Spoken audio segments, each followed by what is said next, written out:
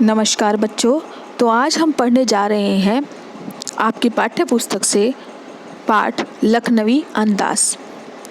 तो बच्चों, लखनवी अंदाज है, उसके लेखक हैं श्री यशपाल जी। तो यशपाल जी ने ये जो पाठ है वो व्यंग्यपूर्ण शैली में लिखा है।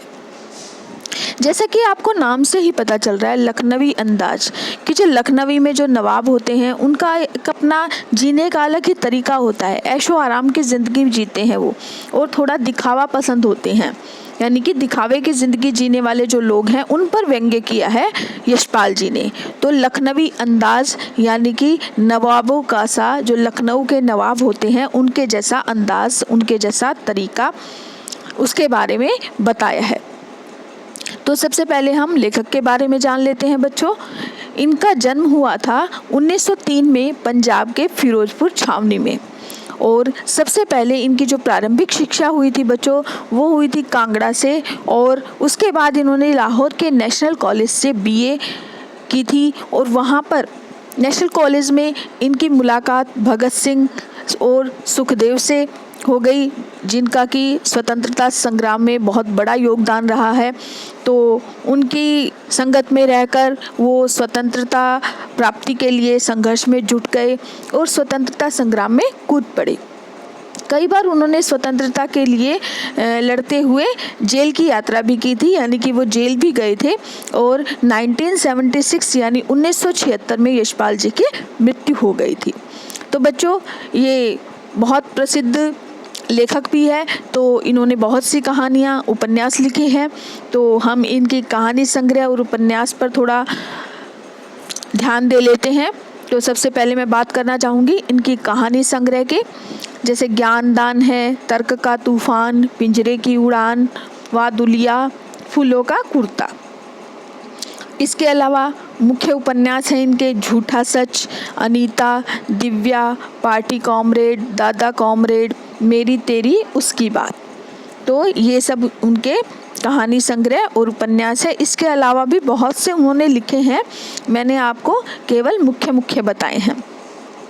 तो बच्चों, इन्होंने ये जो लखनवी अंदाज कहानी लिखी है वो व्यंग्यपूर्ण शैली में है। जो आज का सामंती वर्ग है उस पर व्यंग्य करते हुए इन्होंने कहा है कि वो दोहरी ज़िंदगी जीने के आदी हो चुके हैं। दोहरी ज़िंदगी का मतलब बच्चे क्या होता है कि दूसरों के सामने कुछ और अंदर से कुछ और, यानी कि दोहरी ज़िंदगी की आदत हो चुकी है उनकी। वो अपना रौब बनाए रखने के लिए, दूसरों पर अपनी शान बनाए रखने के लिए वो दिखावा करते हैं, और वो ऊट पटांग हरकतें, यानी ऐसी हरकतें करते हैं कि लोगों को देखने में हंसी भी आती है और वो सोचते भी है कि ये किस तरह की हरकतें कर रहा है। तो उन्होंने ऊट पटांग हरकतें करते हैं इस प्रकार के लोगों में अपना रौब बनाए रखने के लिए वो चूकते नहीं है इस प्रकार की हरकतें करते हुए। तो बच्चों, लखनवी अंदाज यानी कि लखनऊ के रहने वाले लोगों का तरीका। अब इन्होंने जो कहानी लिखी है यशपाल जी ने, उसमें ये बताना चाहते हैं कि बिना पात्रों, घटना और विचार के भी स्वतंत्र रूप से रचना लिखी जा सकती है। यानी कि चाहे हमारे पास कैरेक्टर नहीं है, पात्र नहीं है, कोई भी कहानी घटना नहीं है, कोई भी हमारे मन में विचार नहीं आया है, उसके बाद भी स्वतंत्र रूप से लेखन किया जा सकता है।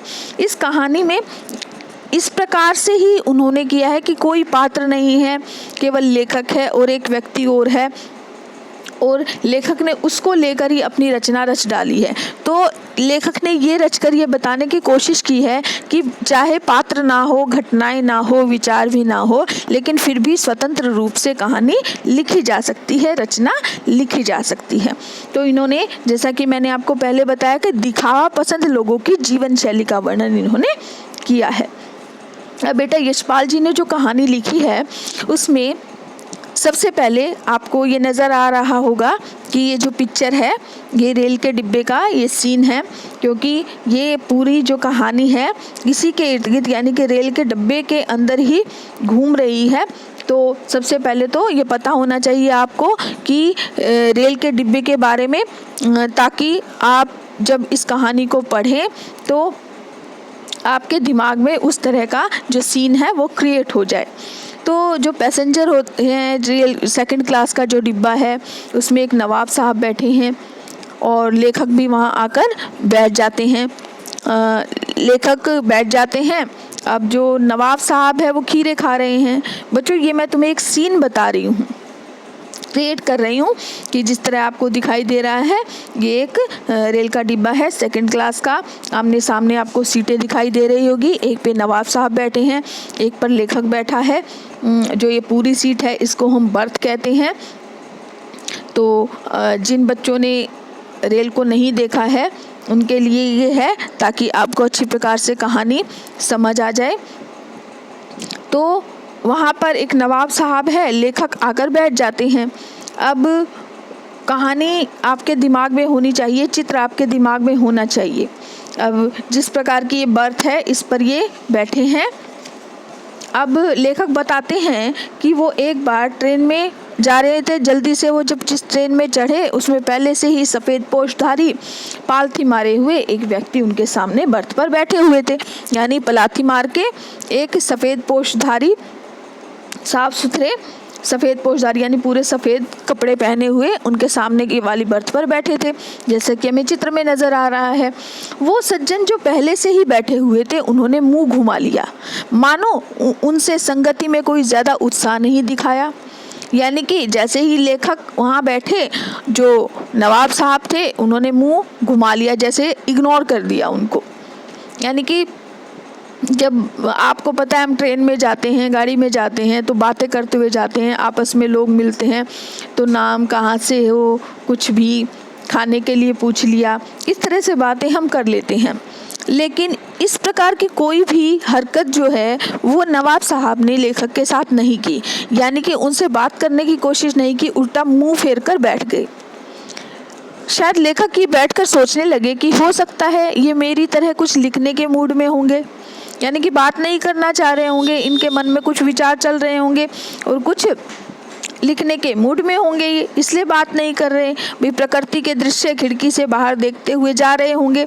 और अब जो है लेखक देखते वहाँ एक तौलिया डाला हुआ था, खीरे रखे हुए थे। हो सकता है दुनिया की नज़र से बचकर इन्होंने खीरे खाने के लिए सेकंड क्लास का टिकट खरीदा हो। ठीक है ना। लेखक देखता है कि उनके पास खीरे हैं, तौलिया है, उन्होंने सोचा कि सेकंड क्लास के डिब्बे की टिकट इसलिए ली होगी कि वो एकांत में बैठेंगे और बैठकर आराम से खीरे खाएंगे। तो ये सोच ही रहे थे लेखक कि अब उन्होंने जब उत्साह ही नहीं दिखाया तो लेखक ने भी अपने भी आत्मसम्मान में जो है उनको लगा कि मेरा आत्मसम्मान है तो मैं, मेरे से जब वो बात नहीं करना चाह रहा है तो मैं क्यों उत्साह दिखाऊं, लेखक सोचता है।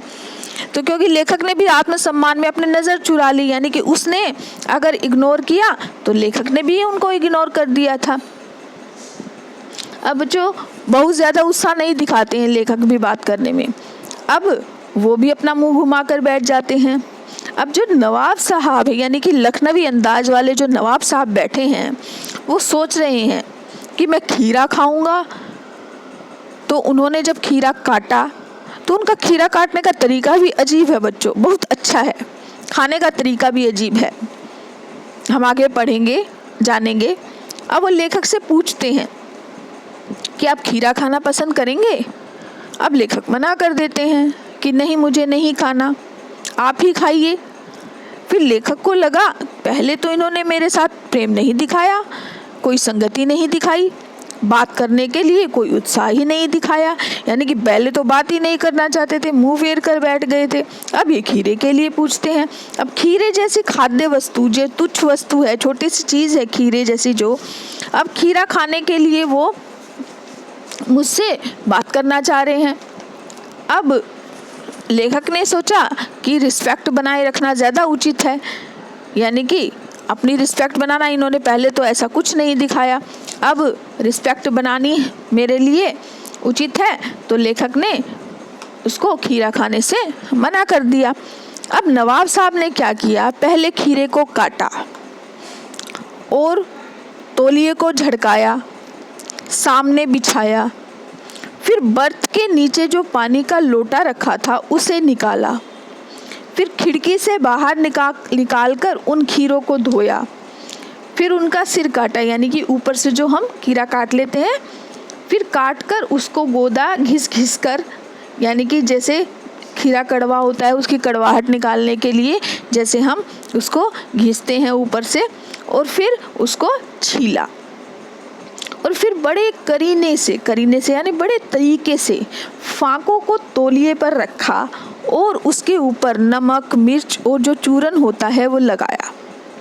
तो बच्चों, आपने देखा होगा कि ट्रेन या बस में खीरा बेचने वाले होते हैं, वो चूरन एक तरह का मसाला लगा कर देते हैं, तो वो मसाला नवाब साहब उस पर लगाते हैं। तो उन्होंने बोला, लेखक को बोलते हैं वो नवाब साहब कि ये बालम खीरा है, यानी खीरे की जो है बता रहे हैं कौन से वाला खीरा है, ये कई तरीके के होते हैं। तो बालम खीरा है जो लखनऊ में ही स्पेशल मिलता है, एक बार खाकर तो देखिए। अब क्योंकि लेखक एक बार तो पहले मना कर चुके थे, इसलिए लेखक ने खाने से मना कर दिया। तो उन्होंने सोचा कि लेखक खाने से मना कर रहा है, यदि इसके सामने मैं खाऊंगा तो अच्छा नहीं लगेगा। ऐसा नवाब साहब सोच रहे हैं कि भाई मैं अगर इसके सामने खाऊंगा तो हो सकता है अच्छा ना लगे। तो नवाब साहब ने क्या करते हैं बच्चों कि खीरे की एक एक फाक को बड़े तरीके से उठाते हैं, नाक के पास ले गए और सूंघ कर आँख बंद करके मानो तृप्त होने का नाटक करने लगे और खिड़की के बाहर फेंक दिया। यानी उन्होंने क्या किया, खीरे की एक फाक को, टुकड़े को उठाया, सूंघा, जैसे कि उसकी सूंघने से ही उनका पेट भर जाएगा, और आंख बंद इस तरह से कर रहे हैं जैसे पूरा स्वाद उनके मुंह में ही आ गया है और ऐसा लगा कि वो संतुष्ट हो गए हैं, यानी कि उनका पेट भर रहा है, और उसको सूंघकर तृप्त होने का नाटक करके वो खिड़की से उसको बाहर फेंक देते हैं। यानी एक एक करके उन्होंने खीरे की सभी फाकों को, खीरे के सभी टुकड़ों को उठाया, सूंघा, तृप्त होने का नाटक किया, यानी आंखें मूंदकर मानो उसके रसास्वादन को पूर्ण रूप से अपने मन में ग्रहण किया। रसास्वादन यानी कि उसका स्वाद, आंख मूंदकर ऐसा दिखा रहे थे वो कि उसका स्वाद उनके मुंह में आ रहा है और वो ग्रहण कर रहे हैं उसके स्वाद को। और इस तरह से सभी फाकों को खिड़की के बाहर फेंकते चले गए।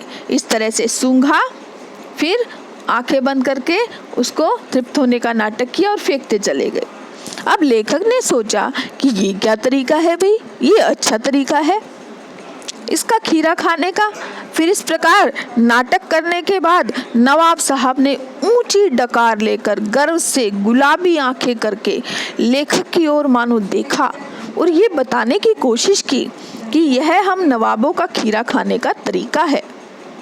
यानी कि वो ऐसा दिखाने लगे कि इसी तरह से ये तो हमारा तरीका है, नवाबी शान है ये इस तरह से खीरा खाने का। और बाद में वो ये भी कहते हैं लेखक को कि थोड़ा भारी है, यानी कि अच्छा तो है लेकिन उनका थोड़ा पेट भारी हो गया है। तो लेखक ने जब ऐसा देखा तो उनके ज्ञान चक्षु खुल गए। चक्षु मतलब आंखें खुल गई उनकी, यानी लेखक की आंखें खुल गई और उनको लगा कि ये मेरी कहानी का सही पात्र है। और उन्होंने ये भी सोचा कि बिना खाए जब तृप्ति हो सकती है, सूंघने मात्र से जब पेट भर सकता है, और डकार लेकर ये भी बता दिया गया है कि देखो मैंने इसे खाया है, जब ऐसा हो सकता है कि बिना खाए संतुष्टि हो गई, पेट भर गया। अब जब इतना कुछ हो सकता है तो बिना पात्रों के, बिना घटना के भी कहानी की रचना हो सकती है। तो लेखक ने यही बताने की कोशिश की है इस व्यंग्य में कि केवल एक नवाब साहब के खीरा खाने पर उनकी जो नवाबी ज़िंदगी है, दिखावे की ज़िंदगी है, उसको केवल इतनी सी जो छोटी सी घटना है जो ट्रेन के डिब्बे में घटी, उसको लेकर लेखक ने कितने स्वतंत्र रूप से एक व्यंग्यपूर्ण कहानी के रूप में अपनी रचना रच दी। तो लेखक तभी कह रहा है कि बिना पात्रों और बिना घटना के भी कहानी की रचना की जा सकती है। तो बच्चों, आपको बहुत अच्छे से इसका सार, कहानी का सार समझ आ गया होगा और आप जब इसको किताब से पढ़ेंगे, बुक से पढ़ेंगे, तो आपको और भी अच्छी प्रकार से ये कहानी समझ आ जाएगी।